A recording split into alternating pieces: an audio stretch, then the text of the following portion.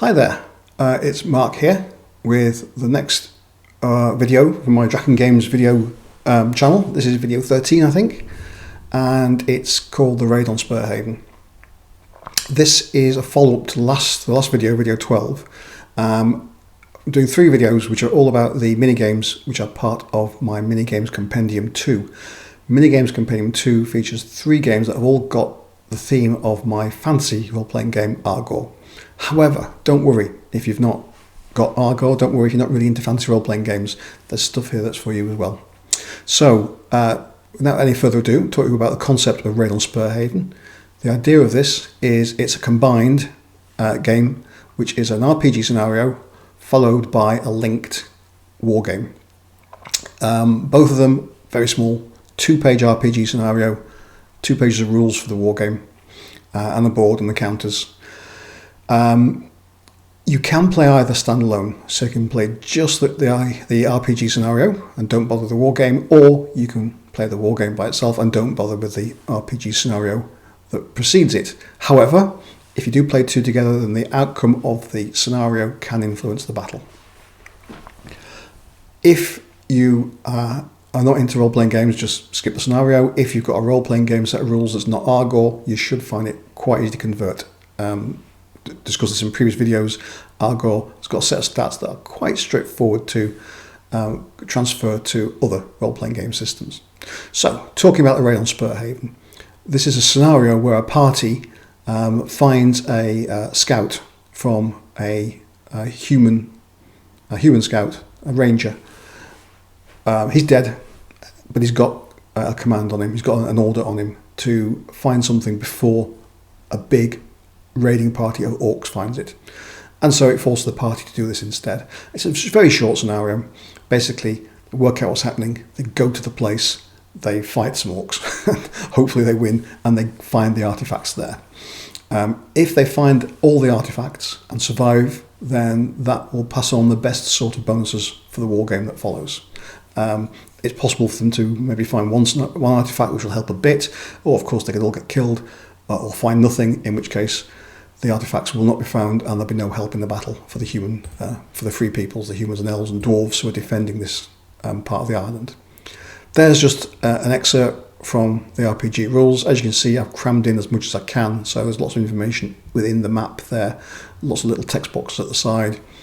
It's a scenario aimed at a fairly low-level, inexperienced party. They're only going to run up against 3 orcs plus a surprise extra lurking within these caverns here.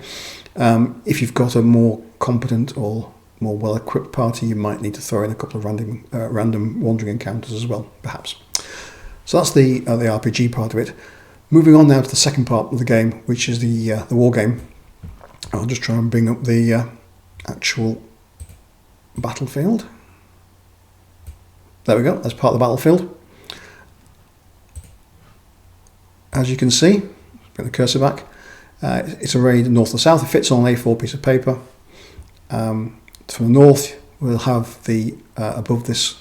We just make it out this red dashed line run along here. That'll be the starting position of the orc raiding party. It's quite a large party with wolf riders, so effectively it's got cavalry support. Dotted around here, you'll have various garrisons. Will start on like the dwarf fort. They'll start in Riddleton at the bottom of the map. You've got harbour and let's see if I can bring that up. Let's move that up. So at the bottom of the map, you've got the sea, you've got a harbour there, and rivers, bridges, etc. You'll see that each settlement and each defence has got a numeric value. That's the victory points that the orcs will get if they capture that by the end of the battle. The maximum victory points are for the harbour, because if they end up in the harbour, they can be destroying the ships in the harbour, which is the point of the raid. It's down to the free peoples, which in Argor are humans, elves, dwarves and halflings. No halflings in this battle.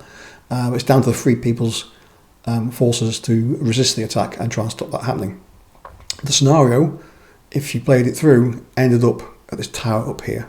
So your players will have a really good view of this battlefield, and the idea is that your players will be directing any battle magic that they have earned from the scenario down at the orcs below them. I'll just show you the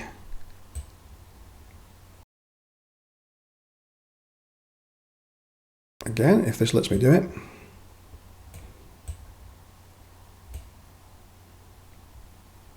And it's not letting me do it. There we go, nearly. There we are. Right, that's all the counters, front and back. So the idea is you'll, Tamil tradition, you'll cut these out, you'll stick them to cardboard, and you've got some little cardboard counters with a front and a reverse. As you can see, there's a lot more, well, a number more orcs than there are free peoples.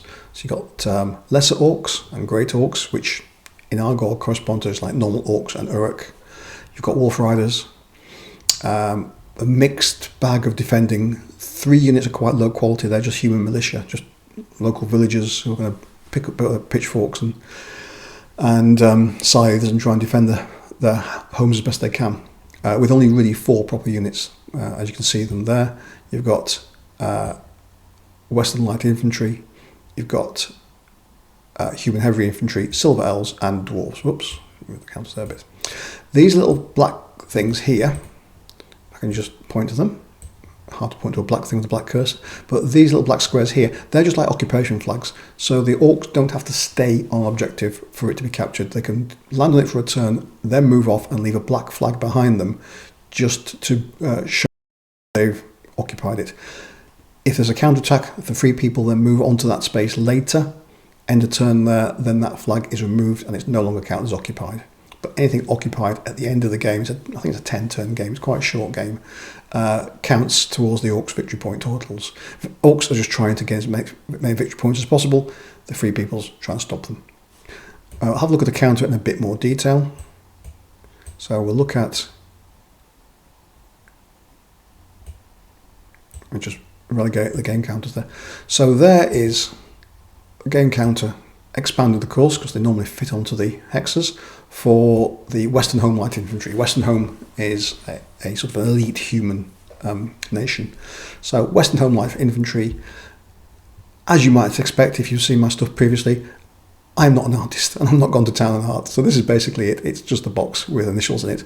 It does what it says on the tin, WLI, Western Home Light Infantry. Very straightforward rules. Like I mentioned before, the rules fit on 2 pages of A4. Each unit has got a movement point value, that's 4, and a break value, in this case 9. Break value is the value which, if you roll that dice, that with 2d6, the unit is disordered and might be forced to retreat. If you exceed that number, it's broken. It's removed from the counter. It's gone. If it is disordered, you would flip it over. And there we see a flipped over Western Home Light Infantry. On the far side, it states very clearly it's disordered for the rest of that turn. Its movement value goes to 0. It can no longer move. It can be forced to retreat, but it can't move of its own volition. And its break value drops to 7, so it's very vulnerable for the rest of that turn. If a disordered counter survives to the end of the turn, you flip it back. They pull themselves together. They're ready for action again. That's it. Really straightforward rules. Like I say, you can play them as 2 joined games, or you can play them as standalone. Because the orcs have the advantage of numbers, they also have the advantage of some cavalry, which makes them far more mobile than the defending forces, which are just infantry. It really does fall to the defending free peoples player to be very careful about where they may choose to make a stand, where they choose to make a counter attack, and also if they've got bonuses from the scenario, the RPG scenario, they would be very useful. If you've not played the previous scenario, there'll just be a die roll to decide what bonuses you get. The bonuses range from 3 plus 2 rolls in attack and 3 plus 2 boosts to defense value for a unit, down to 3 plus 1 rolls and 3 plus 1 boosts to defense units, down to nothing. Nothing if it's a completely failed scenario. Really, to have a fighting chance, you need to have some sort of bonus, I would suggest, for the defending forces. That's it. Scenario, half an hour or so, maybe 40 minutes, 45 minutes. The board game itself, half an hour.